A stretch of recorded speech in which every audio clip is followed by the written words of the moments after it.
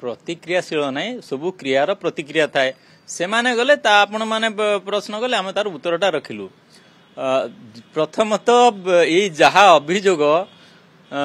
Election commission forum नुह forum हूँ court court को जीवा कथा अनियमितता होती प्रथमतः एटा कौन पाई गले आपण प्रथम प्रश्न करते ना जे इलेक्शन कमिशन फोरम की अनियमित इलेक्शन रही आपण माने सूचनार्थ सूचई दूची इवन केस हेले इलेक्शन कमिशन पार्टी हुंती ना किसी अनियमित हेले इलेक्शन कमिशन पार्टी हुंती पार्टी करा जाए ना नियम रे अच्छी पार्टी हेबे जदी जो माने लड़ुचंती कि दल नहले प्रशासन रे के जदी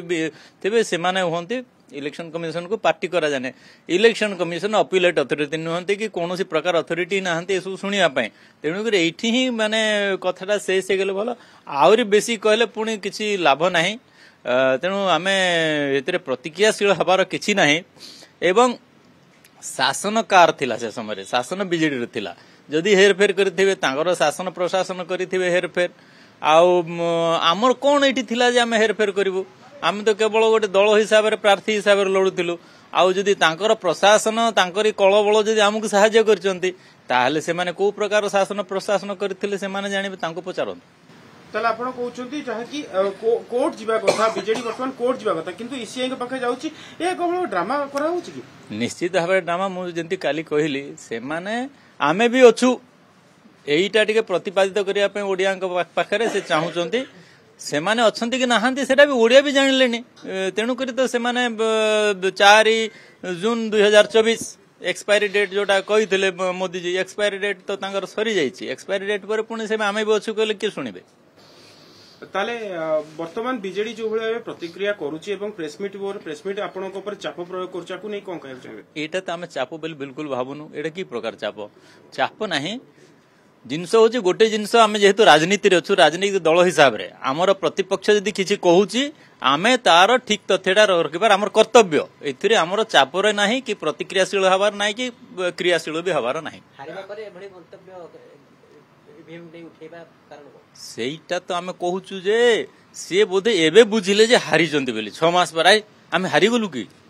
यही प्रकार चिंताटा एबे कहीं आसला यहीटा ही आम प्रश्न करूँ से समय 4 जून रे जानी पारले नहीं कि हारिले बोली आउ सेई दिन जदि जानी थांते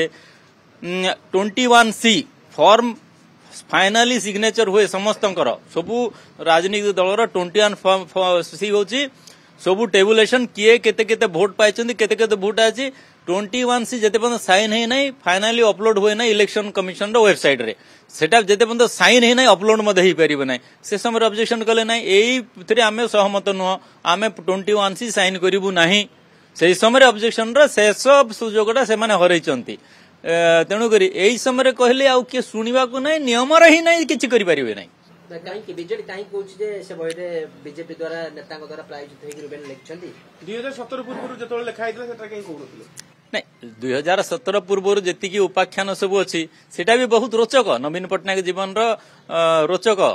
माने राजनीति ओडिशा राजनीति देखिया जदि एवं 2017 पर भी जोटा रुबेन माने लिखि तथ्य आदि तो लेखा लिखिं आउ आपण माने जो प्रश्न करूचंती एठी इलेक्शन कमिशन को भेट हवा से सब प्रकृत रे रुबेन बनर्जी जो माने रिवाइज एडिशन लिखिं नवीन पट्टनायक जीवनी को लेकिन जोटा 2017 पर्यंत थिला 2017 24 रो जो चैप्टरटा लिखिं जे मुख्य भूमिका अच्छी श्रीजुक्त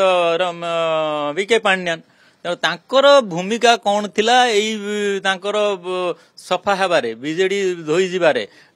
सेई विषयटा लेखा है बोध हुए एमाने एबे भी भाबुचंती जे विके पांड्यान तांकर हर्ताकर्ता एवं हुए तो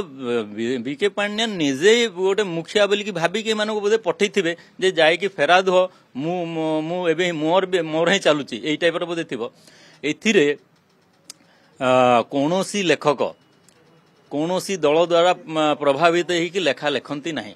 लेखा से लेखा लेखकंकर एवं पब्लिशर तांको भितरे प्रकाशक लेखक भितर बहीटा सीमित रहे एवं पब्लिशर मध्य डिसोन करती जे लेखाटा आम छापी सीना देलु किंतु तथ्य जहाँ अच्छी भूल अच्छी भटका अच्छी कौन से आम दायी न लेखक दायी तेणुक आप रुबेन बनर्जी को पचारतु से कौ आधार लिखिले कौठ नहीं लिखिले ବିନା ତଥ୍ୟ ଦାୟୀ ରୁବେନ ବାନାର୍ଜୀ ପରି ପ୍ରତିଷ୍ଠିତ ସ୍ତମ୍ଭକାର ପତ୍ରକାର ଏବଂ ଲେଖକ ବିଲକୁଲ ଲେଖିବେ ନାହିଁ।